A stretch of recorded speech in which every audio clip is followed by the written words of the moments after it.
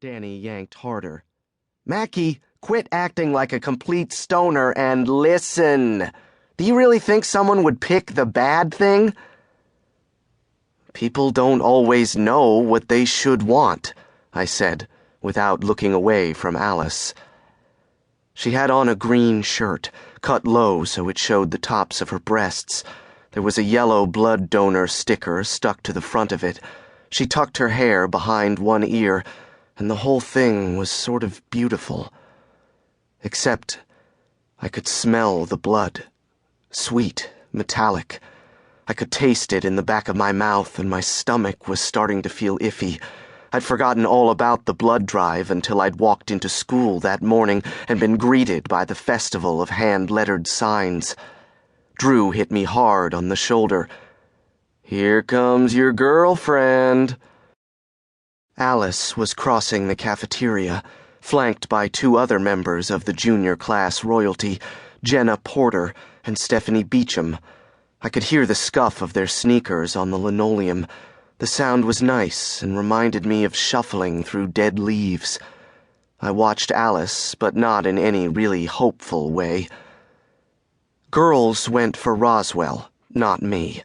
He was tall and knobby, with a wide, straight mouth. He was freckled in the summer, the hair on his arms was reddish, and he never got his sideburns even. But he was likable. Or maybe it was just that he was like them. I was the weird one, pale, creepy. Blonde hair might have been a strong point on someone else, but on me, it just made it harder to get away with how dark my eyes were. I didn't make jokes or start conversations. Sometimes people got uneasy just looking at me. It was better to stay in the background. But now here I was, standing in the middle of the cafeteria, and Alice was coming closer.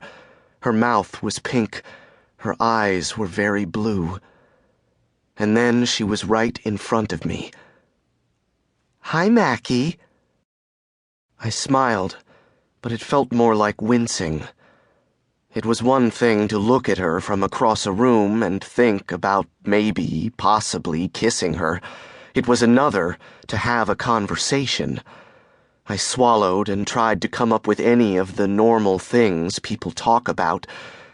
All I could think was how once I'd seen her in her tennis uniform last spring, and her legs were so tan, I thought my heart would stop. "So, did you give blood?" she said, touching her yellow sticker. "You better tell me you gave blood." When she pushed her hair back from her face, I caught a flash of something silver in her mouth. She had her tongue pierced. I shook my head. "I can't do needles." That made her laugh. Suddenly, her hand was resting on my arm for no good reason. "Aw, that's so cute." "Okay, fine, you're off the hook for being a huge pansy. So, are your parents all completely freaked out about the latest drama? I mean, you heard about Tate Stewart's sister, right?" Behind me, Roswell took a sharp breath and let it back out. The twins had stopped smiling. I fumbled around for a way to change the subject, but couldn't come up with anything on the spot. The smell of blood was sweet and oozy, too thick to ignore. I had to clear my throat before I answered.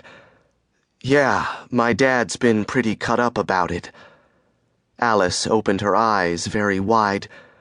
"Oh, God, do you actually know them?" "His dad's doing the service," Danny said in a flat voice. He and Drew had both turned away. When I followed their gaze, I saw they were watching Tate, who sat alone at one of the long tables, staring out the floor-to-ceiling windows at the sky. I didn't know her. I mean, I'd gone to school with her my whole life, and she lived down the block from Drew and Danny, and I'd had at least one class with her every semester since junior high. But I didn't know her. I didn't know her sister either. But I'd seen them together in the parking lot at my dad's church.